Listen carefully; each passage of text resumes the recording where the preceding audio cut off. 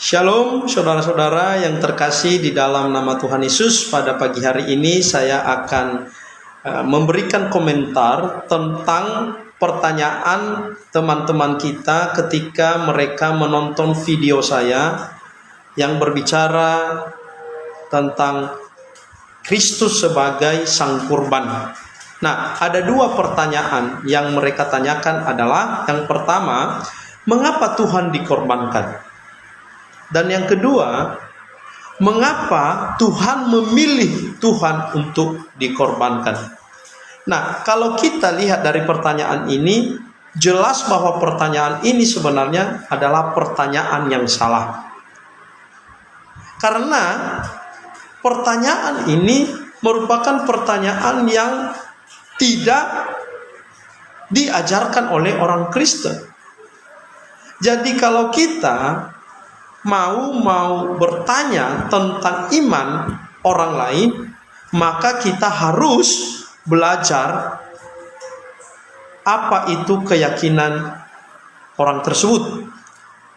Jadi di dalam pengajaran atau di dalam keyakinan orang Kristen tidak pernah mengajarkan bahwa Tuhan itu dikorbankan atau Tuhan itu dipilih untuk menjadi kurban, tidak pernah. Nah, oleh sebab itu, maka pertanyaan ini sebenarnya tidak ada jawaban. Itulah sebabnya kenapa saya katakan saya hanya mengomentari pertanyaan ini. Dan juga pertanyaan ini tidak membutuhkan sebuah jawaban. Karena kita bertanya bukan pada tempatnya. Karena orang Kristen tidak mengajarkan demikian, maka sia-sialah kita untuk bertanya demikian. Sesuatu yang kita tanya seharusnya sesuatu yang diimani oleh orang tersebut.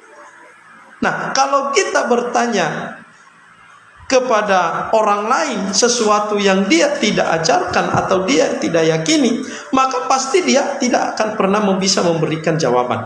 Nah, oleh sebab itu, janganlah berharap sebuah jawaban untuk memuaskan pertanyaan-pertanyaan saudara atau memuaskan saudara terkait pertanyaan-pertanyaan saudara. Jadi karena saudara salah bertanya, seharusnya pertanyaan yang benar adalah, siapa sih yang dikorbankan? Dan apa tujuan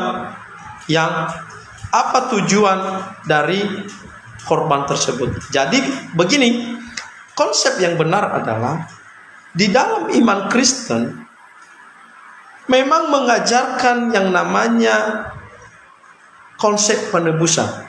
Tetapi kita harus belajar apa itu konsep penebusan. Orang Kristen mengajarkan bahwa Yesus itu memiliki dua tabiat dalam satu pribadi. Ada tabiatnya sebagai Allah yang sejati dan ada tabiatnya sebagai manusia yang sejati. Jadi yang dikurbankan adalah bukan Tuhannya, tetapi dia adalah menjadi kurban dalam posisi sebagai manusia. Jadi harus dipahami konsep seperti ini. Jadi tidak ada konsep di dalam kekristenan bahwa Yesus itu dikurbankan.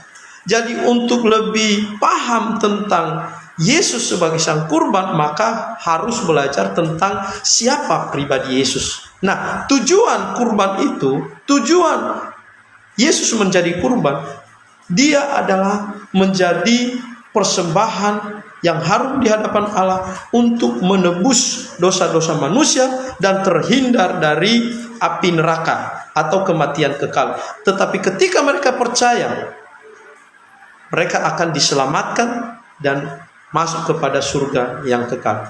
Itu konsep penebusan di dalam kekristenan. Tuhan memberkati. Shalom.